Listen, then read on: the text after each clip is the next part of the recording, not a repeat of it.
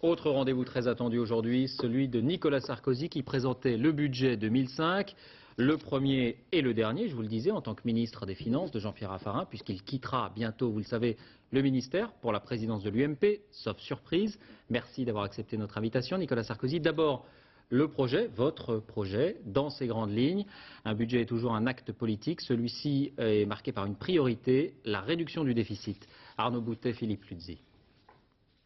À Bercy, les déménageurs ouvrent le bal. Dans les cartons, il y a les dossiers de presse, des centaines de CD-ROM à distribuer aux journalistes conviés pour l'événement.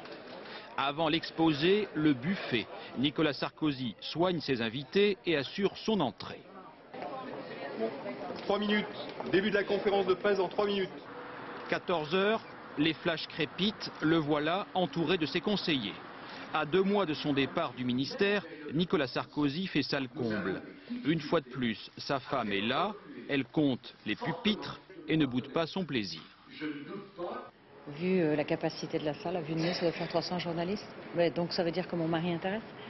Donc ça vous plaît forcément. Qu'il intéresse? Oui, ça c'est sûr. Le projet de loi de finances pour 2005 fixe une grande priorité, la réduction du déficit. 44,9 milliards d'euros, cela correspond à 10 milliards de moins par rapport à 2004 et un retour du déficit dans les limites fixées par Bruxelles. Certains ministères devront se serrer la ceinture. Budget en baisse pour l'agriculture, l'écologie, la jeunesse et les sports.